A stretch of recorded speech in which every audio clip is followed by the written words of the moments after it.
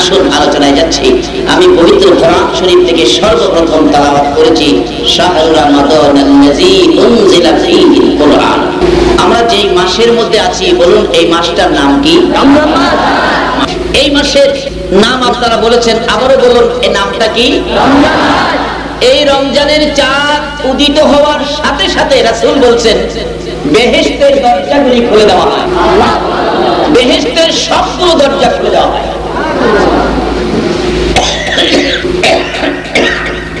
রমজান ব্যতীত অন্য কোন মাসে বেহেশতের দরজা খোলা হয়? আমি আপনাদের কাছে জানতে চাই, রমজানেই যদি বেহেশতের দরজা খুলে, তাহলে রমজানে খুললে এটা কার জন্য খুলবে? রোজাদারের জন্য। রমজানেই যখন খুললো, তাহলে এটা কার জন্য খোলা হবে? স্কুল খুলে দিল সকাল 8টায়, দপ্তরি স্কুল খুলে দিল। আচ্ছা, স্কুল কার জন্য খুললো? এই তো মাশাআল্লাহ, বুঝতে ওয়াজ করতে সহজ হয়। নাকি আমরার জন্য স্কুল খুলছে? এটা কার জন্য খুললো? ছাত্রদের জন্য। স্কুল খুলে দিল ছাত্রদের জন্য। তাইলে রমজানে বেহেশতের দরজা খুলে দিল কার জন্য? আপনারা কি সেই রোজা রাখছেন? তাহলে তো আপনারা বেহেশতি, দরজা তো খোলা, খালি এখন যাবেন। কিভাবে যাবেন? যাইতে গিয়েও ঝামেলা হইতে পারে। এই জন্য রাসূল আপনাদের হাতে একটা হাতিয়ার দিলেন, আসিয়ামু জুন্নাহ। এক একটা রোজাদার বেহেশতে যাওয়ার জন্য রাস্তায় যত ঝামেলা হবে, সকল ঝামেলা দূর করে দিবে আসিয়ামু জুন্নাহ। এই রমজান ধরে বলুন সুবহানাল্লাহ। বিপদ আপদ থেকে বাঁচার জন্য বেহেশতি বেহেশতে যাবে, রাস্তার বিপদ থেকে বাঁচার জন্য ডাল হলো রমজানের রোজা।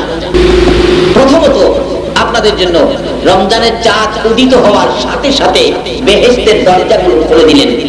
দ্বিতীয়ত জাহান্নামের দরজাগুলো বন্ধ করে দিলেন। এখানে প্রশ্ন আসতে পারে, কারণ এখন আমাদের বাংলাদেশের মানুষ যেই চালাক, মনে মনে প্রশ্ন করে, হুজুর জাহান্নামের দরজা বন্ধ করার দরকার কি? আমরা বেহেশতের দরজা খোলা পাইলেই হয়। জান্নাতের দরজা খুলে দিয়ে জাহান্নামের দরজা বন্ধ করার অর্থ হলো আপনারা যে রোজাদার, যে সম্মানী মেহমান, আপনাদের ইজ্জত আরো বাড়িয়ে দেওয়ার জন্য জাহান্নামের দরজা বন্ধ করে দিল। বাস্তবে আসুন, আপনাদের এলাকার এক ভদ্রলোকের বাড়িতে ঢাকা থেকে বিশেষ এক ভদ্রলোক আসতেছেন। রমজান মাসে বেড়ায় যাবে, 2-4 দিন থাকবে, আপনাদের এলাকা সুন্দর দেখবে, সাগর দেখবে, পাহাড় দেখবে, গাছগাছরা দেখবে, এই জন্য আসতেছে ভদ্রলোকের বাড়িতে। দেখবেন ভদ্রলোকের বাড়ির আশেপাশে কিছু লোক আছে গালাগালি ঝগড়াঝাটি করে। এরকম লোক আছে না আপনাদের দেশে? আপনাদের দেশে না থাকলে আমাদের ভুলে বেড়াবে আছে। ঝগড়াঝাটি করে, গালাগালি করে, নানান খারাপ ভাষায় গালাগালি করে। এই মেহমান আসতেছে বিদায়, দেখবেন আপনার বাড়িওয়ালা ওই যে লোকগুলি ঝগড়াঝাটি করে, গালাগালি করে, সকালবেলা যায় তাদের বাড়িতে ঢুকছে। ভালো আসস, এদিকে তোরা তো সামান্য কিছু নিয়ে ঝগড়াঝাটি করস, তোদের মুড খারাপ, কথাবার্তা গালাগালি করস। আজকে আমার একজন বিশেষ মেহমান আসবে, আজকের দিনটা তোর মুখটা বন্ধ রাখি। তোর মুখটা কি বন্ধ রাখি? কেন তোদের মুখ পাবো না? আল্লাহ কয় আমিও জাহান্নামের মুখ বন্ধ করাইতেছি, তার কারণ জাহান্নামের মুখ ভালো না, দুর্গন্ধ করে। বিশেষ সম্মানের সম্মান দিতে হয়, আপনাকেও দিতে হবে। আল্লাহ নিজেই সেই সিস্টেম করেছে। আমাদের ভৈরবে যখন জিল্লুর রহমান সাহেব মিনিস্টার ছিলেন, মন্ত্রী ছিলেন, আপনাদেরও তো মন্ত্রী ছিলেন, স্থানীয় সরকার ছিলেন, উনি তো মন্ত্রী। দেখলাম মাঝে মাঝে ভৈরবে আসলে খবর পাইলেই আমার মসজিদের সামনে কতটুকু জায়গা আছে, লোকেরা বাসের থেকে নাইমা এখানে প্রস্রাব করে। প্রস্রাব করতে করতে জায়গাটা কালো বানায় ফেলেছে। দেখলাম মন্ত্রী যেদিন আসবে, এদিন সকালবেলা সিএনবির লোকেরা ওই কালো প্রস্রাবের জায়গার উপরে বালি দেয়। কেন? মন্ত্রী আসবে, মন্ত্রীর একটা সম্মান আছে না? আচ্ছা বলুন, মন্ত্রী কি গাড়ি থেকে কোন জায়গাটা কালো, কোন জায়গাটা সাদা এগুলি দেখে? তারপরেও তার কত সম্মান। আসার আগে ওই প্রস্তাবের কালো জায়গার মধ্যে বালি মারছে, বালি দিয়ে রাস্তাঘাট পরিষ্কার, অথচ উনি এসি গাড়ির ভিতরে বসে থাকে, গাড়ি তো ছাদ করে চলে যায়, তারপরেও রাস্তাঘাট পরিষ্কার। প্রস্তাবের জায়গায় বালি দিয়ে তার সম্মানের উচ্চ স্তর দেখাইলেন। উচ্চ সম্মানের মানুষ বালির উপরে আবার ব্লিচিং পাউডার মারলো যাতে দুর্গন্ধ না করে। কিছুক্ষণ গাড়ি আইলো আর গেল, তারপরে কত কিছু করলেন তার সম্মানার্থে। যে রমজানের সম্মান এত, আল্লাহ বলেন এই রমজানের ইজ্জত, রমজানের রোজাদারের সম্মান রাখতে যায়া তোমরা জাহান্নামের দরজাগুলি বন্ধ করে দাও। এটার মুখ খারাপ, দুর্গন্ধ করে। তারপরেও জান্নাতের দরজা জানালাগুলি সব খুলে দেওয়ার পর এই রমজানে রাসূল বলছেন জান্নাতের তলদেশ থেকে একটা মৃদু বাতাস বইতে থাকে। এই বাতাসটা সমস্ত বেহেশতে কি সুগন্ধ। এখন তো আমরা আতর সেন্ট কিনে ব্যবহার করি, ওই সময় আপনার কিনতে হবে না, ওই আজকেই আপনার ওইগুলি কিনা হইতেছে। আল্লাহু আকবার বলো। আজকে কে কষ্ট করে আরামের ঘুম হারাম করে মাহফিলে বসে আছো, আজকে তোমাদের ওই সবগুলো কিনা হইতেছে। বাতাস সমস্ত বেহেশতের ভিতরে ঘুরতে থাকবে। বেহেশতের সাজানো কারুকার্যগুলো, ফুল ফলের ঘাসগুলো, পাতাগুলো একটার সাথে একটা দেখবেন এই ভাদ্র মাস শেষ আশ্বিন মাস শুরুতে উত্তর দিক থেকে বাতাস বইতে থাকলে মৃদু বাতাস, বেশি জোরেও আসে না আস্তেও না, এরকম একটা বাতাস গাছের পাতাগুলো দেখবেন আস্তে করে নড়ে। এরকম দেখি না এখন এই পরিবেশটা এখন হয়।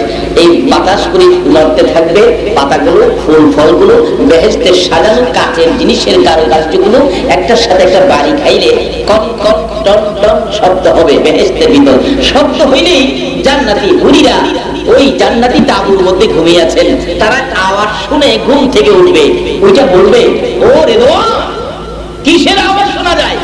টন টন শব্দ, কিসের ঘন্টা? ঘন্টা কিসের? রেদওয়ান বলবে খবর পাও না, এটা জান্নাতে যাওয়ার ঘন্টা। যেই চাঁদ উদিত হওয়ার সাথে সাথে জাহান্নামের দরজা বন্ধ, জান্নাতের দরজা খোলা। সেই রমজানের চাঁদ উদিত হয়েছে, আজকে সেই খবর তোমাদেরকে দিচ্ছি। হুরিরা বলবেন বলো কি, এই চাঁদে বেহেশতের দরজা খোলা? ও, তাহলে এই চাঁদে যারা ইবাদত করবে তারা কি বেহেশতি হবে? আমরা কি সেই বেহেশতিদের খেদমত করব? ও হাই হাই, বলো কি, আমরা তাদের সঙ্গিনী হবো, তাদের পাশে থাকবো, তাদের খেদমত করবো। হুরিরা বলতেছেন রেদওয়ানকে, আবারে ও ভাইরা, এক একটা হুরের খবর তো নিলেন না। আজকে আমাদের বাংলাদেশ ভালোবাসার দেশ, ভালোবাসার যুগ, ভালোবাসা দিবস হয়। একজন সাধারণ কালো মেয়ের জন্য ছেলেটা পাগল হয়ে যায়, বিয়ে শাদী না হইলে আত্মহত্যা করে মারা যায়। বাবারে, এত সুন্দর হুরিদের ব্যবস্থা তোমাদের জন্য করেছেন আমার আল্লাহ। রাসূল বলেছেন এক একটা হুর কত সুন্দর, 70 পেসের কাপড় যদি পরে তারপরেও সৌন্দর্য দেখা যাবে। 70 পেসের কাপড় পরলেও সুন্দর দেখা যাবে। একটা হুর যদি দুনিয়ায় থুতু ফালাইতো, থুতুর মজার গন্ধে মানুষগুলো খালি বলতে ব্যাপার কি রে, কিসের গন্ধ, কিসের গন্ধ কইতে কইতে জ্ঞান হারা হই। দেখেন না অনেক লোক বিদেশ থেকে আসে, বিদেশি চেন মাইরা রাস্তাটা রিক্সাটা গেছে, এই চেনের গন্ধে লোকেরা এদিক সেদিক যায়, মনে হয় বিদেশি গেছে রে। সাইজে কয় এক একটা হুরের থুতুর গন্ধ, লোকজন আশ্চর্য হয়ে যেত, জ্ঞান হারা হয়ে যেত। একটা হুর যদি বাম হাতের আঙ্গুলটা যদি দুনিয়ায় বাহির করত, এই সৌন্দর্যের কাছে চন্দ্র সূর্যের সৌন্দর্য অন্ধকার হয়ে যেত। এই বাজেটগুলি আখিরি নবীর উম্মতের জন্য আমার আল্লাহ করেছেন। আপনারা কি নিতে রাজি আছেন? বসুন না, আল্লাহ তো দিবি আপনাদেরকে। এই হুরিরা ডাকবে, রেদওয়ান, এই লোকগুলি কারা, আমরা দেখাইবা। ওই বেহেশতের দরজায় দাঁড়ায়া রেদওয়ান আঙ্গুল ইশারা করে দেখাই দিছে, বিকালবেলা দেখায়, ওই যে দেখো সারাদিন রোজা রাইখা ঠোঁটগুলি শুকিয়ে গেছে, শরীরটা দুর্বল হয়ে গেছে, ঠিক মতো হাঁটতে পারতেছে না। ওই যে দেখো, ওই যে কালো পাঞ্জাবি, লাল শার্ট, ওই যে সাদা জামা, এই যে তারাই তোমাদের সঙ্গিনী হবে, তোমরা তাদের খেদমত করবে, দেখাই দিছে। আর হুরিরা আপনাদের দিকে তাকিয়ে রাখতেছে, আল্লাহ গো, কবে তাদের সাথে আমাদের দেখা হবে, সাক্ষাৎ হবে, কবে তাদের খেদমত আমরা করব। তারা পাগল হয়ে যাবে। এই রমজান মাসে এই দরজাগুলো খুলে দিয়ে এই অনুষ্ঠানগুলি আনুষ্ঠানিকভাবে হইতেছে শুধুমাত্র কার জন্য? যারা রমজানের সাথে সম্পর্ক করেছে। কোরআন শরীফে আল্লাহ আরো বলেছেন, ফাদখুলি ফি ইবাদি ওয়াদখুলি জান্নাতি, তোমরা আমাকে ইবাদত দাও, আমি তোমাদের জান্নাত দেব। কি ইবাদত দিবেন? রাসূল বলছে ইবাদতের জন্য রোজাও দিতে হবে, নামাজও, বলুন, রোজাও দিতে হবে, নামাজও। নামাজ উত্তম ইবাদত, তার সাথে সাথে রোজা লাগান, তাহলে ইবাদত হয়ে গেল, আপনাকে জান্নাত দেবে। বলুন, জান্নাতের মালিক কে? আল্লাহ। ঘোষণাটা কে দিলেন? আল্লাহ। জান্নাতের দরজা খোলা, এখন আপনারা খালি জান্নাতে যাবেন, নামাজ পড়বেন, রোজা রাখবেন আর জান্নাতে যাবেন, সহজ হয়ে গেল। বলবেন হুজুর কেমনে জান্নাতে যাব, সারা জীবনে তো আমরা গুনাহ করেছি, এই গুনাহগুলি মাফ করানোর জন্য আমার আল্লাহ সিস্টেম করেছেন জান্নাতে যাবেন কিভাবে। রং শব্দের অর্থ হলো পুড়ে যাওয়া, রং শব্দের অর্থ পুড়ে যাওয়া। এটা পুরা ছাই হয়ে যাবেন, এই পুরা না, কিন্তু এক কিসিমের পুরা আছে যে পুরাই জিনিসের দাম বাড়ে।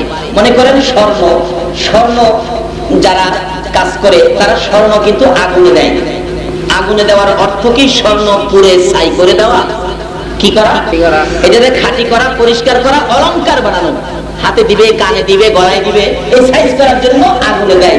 আগুনে দিয়ে কি তার দাম বাড়াইলো না কমাইলো? বাড়াইলো।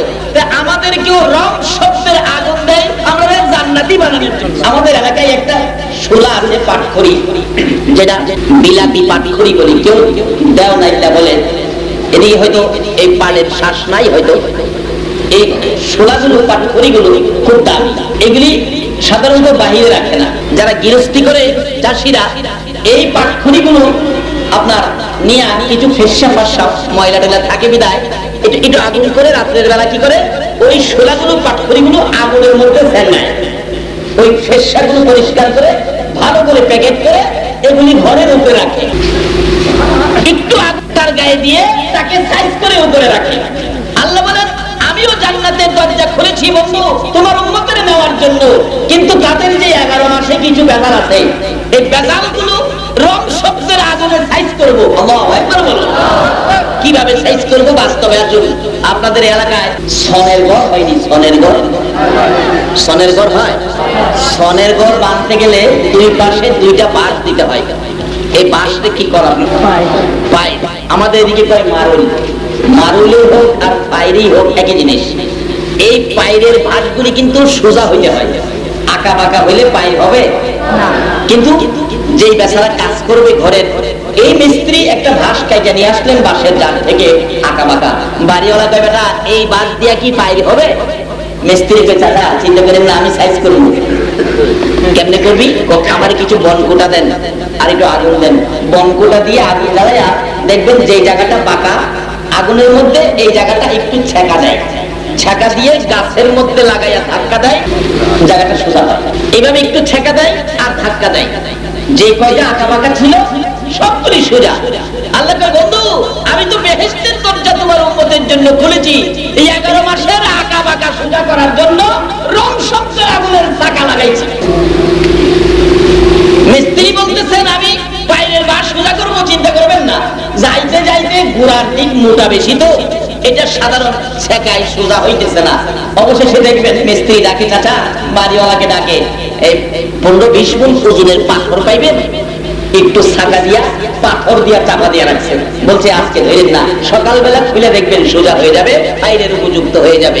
আমার আল্লাহ বলেন বন্ধু গো আমি জান্নাতের দরজা খুলেছি তোমার উম্মতের জন্য, 11 মাসের অপরাধগুলো আঁকা বাঁকা গুলো সোজা করার জন্য রং শব্দের আগুনের ছেঁকা লাগাইলাম।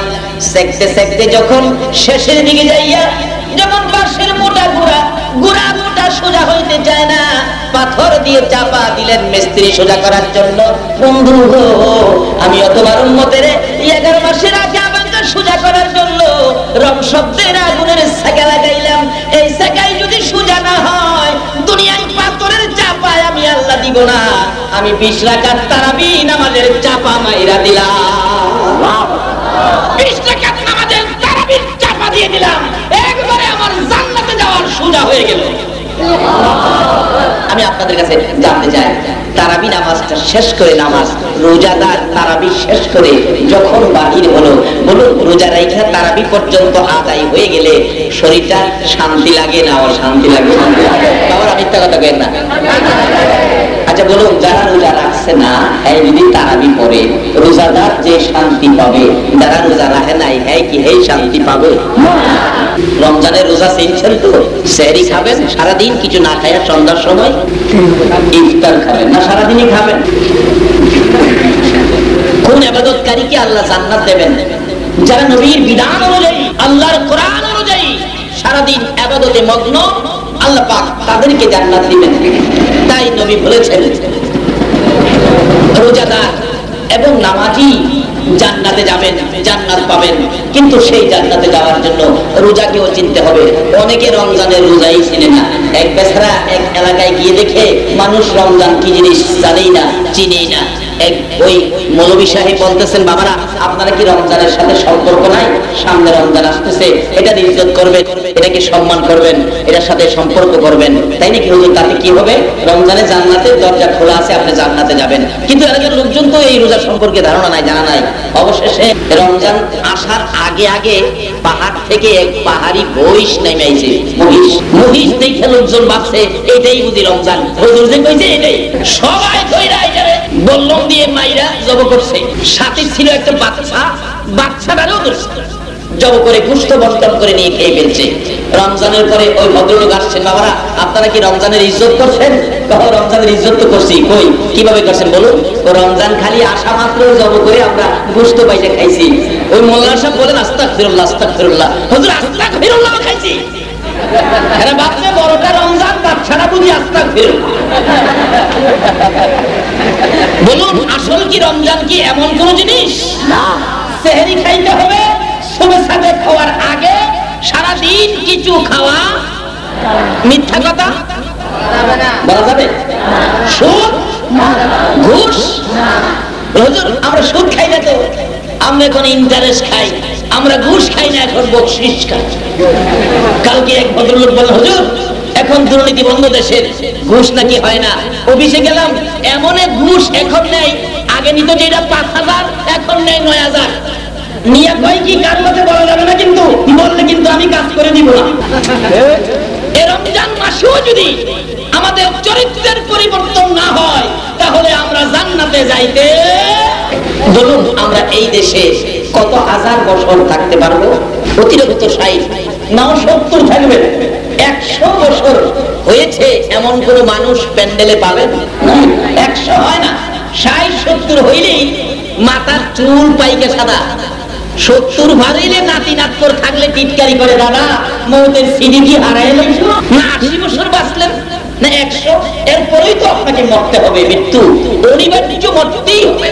কিন্তু মরবেন যে, মরার পরে আপনি জান্নাতি হতে পারেন, এই চিন্তা তো কেউ করলেন না। আমাদের দেশের অভ্যাস, দেশের চরিত্র, মানুষ মৃত্যুর চিন্তা করে না, আখিরাতের চিন্তা করে না, কবরের চিন্তা করে না। খালি দুনিয়ায় যা পাও খাও, লও, বড় বড় কিছু করো, বাড়ি গাড়ি করো। আচ্ছা বলুন, যত কিছুই করলেন দুনিয়ায়, আপনি কি এর একটা কিছু সঙ্গে নেওয়ার ক্ষমতা আছে? যে বিছানায় ঘুমান, মৃত্যুর পরে একটা বালিশ সঙ্গে নেবেন, পারবেন কি কেউ? কিন্তু খালি হাতে কবরে ঢুকবেন। কিন্তু আপনি খালি হাতে কবরে ঢোকার আগে একটু হিসাব করেন, কবরে কিছু নেওয়ার জন্য রোজগার করছেন কিনা। একজন একজন করে যদি আমি হিসাব করে জিগাই, বাবারে আপনারা কবরের জন্য কে কি রোজগার করছেন, পারবেন কেউ হিসাব দিতে? যদি জিগাই আর টাকা পয়সা কেমন আছে, ওই জন্য আমার ৫টা ছেলে বিদেশ, মাস গেলেই ৫ লাখ, বাড়িটারে বহুত কিছু করছে, হিসাব দিয়ে দিবেন। ব্যবসা বাণিজ্য কেমন, এই বছর ব্যবসা কম হয়েছে, গতবার ভালো হয়েছিল, হিসাব কিতাব দিয়ে দিবেন। যদি বলি আপনার জমি জমা কেমন, এই এলাকায় আমার সবচেয়ে বেশি জমি জমা, গাছরা বহুত আমার, দিয়ে দিবেন। কিন্তু কবরেতে যাবেন, কার কি রোজগার হয়েছে, পারবেন কি কেউ হিসাব দিতে? আমাদের দেশের অবস্থা কি হয়ে গেল? আল্লাহ আমাদের জন্য জান্নাতের দরজা খুলবে আর আমরা এরকম করব, এটা হয় না। আখিরি নবীর উম্মত বিদায় জান্নাতের দরজা খুলে দিয়ে রাখলেন, কিন্তু আমাদের হিসাব কিতাবে আমরা জান্নাত পাওয়ার উপযুক্ত হইতে পারলাম না। আপনারা জান্নাত পাবেন, জান্নাতে যাবেন, তাহলে একটু হিসাব করুন কি কাজ করেছেন। এখন হিসাব নাই। আমাদের এলাকায় এক বেচারা কোটি কোটি টাকার মালিক, ৫টা ছেলে, বিরাট বড় অফিসার, ঢাকাতে ৫টা ৫তলা বাড়ি করে বেটা আরামে বসে আছে, ছেলেরা সুখে শান্তিতে আছে। বাবা গ্রামের বাড়িতে পুকুর কাটলেন, রাজকীয় পরিবেশে বাড়িঘর করে, হাই বিকালবেলা বাড়ির সামনে চেয়ার ফেলায় বসে আর ঠ্যাং নাড়ায়, আর যারে দেখে তারে ডাকে, দিগায় বল আমার মতো এই এলাকায় কার কি আছে, বল আমার মতো কারো আছে? লোকেরা কয় না চাচা আপনার মতো কারো নাই, আপনি তো একটা জমিদার। ঠিক কইছো, আরে চা দে, পুরি দে। দেখ মৌলবী ছিল তার ছোট ভাই, আমার মতো মৌলবী দেখ কল, ছোট ভাই দেখ কয় পিছে দেখায়, ভাই আপনি কোন আপনার কি নাই, আপনার মতো কেউ কিছু নাই ভাই, আমি হিসাব মিলাইয়া দেখছি আপনার কিচ্ছু নাই। বড়লোক ভাই কয় এই মৌলবীরা যে মানুষ ব্যাককল কয়, এই জন্যই ব্যাককল কয়। এই রাজকীয় বাড়িঘর পরিবেশ এগুলি আমার না, 5টা ছেলে বড় বিচার 5তলা বাড়ি করে রাখছে, এগুলি আমার না। তুই কি কইলি আমার নাই, আমার কিছুই নাই, এগুলি কার? মৌলবী কয় আপনার কিচ্ছু নাই, আপনার একবারে কিচ্ছু নাই, খালি। এর লাগি মানুষ মৌলবীরা ব্যাককল কয়, মৌলবী বলে ব্যাককল।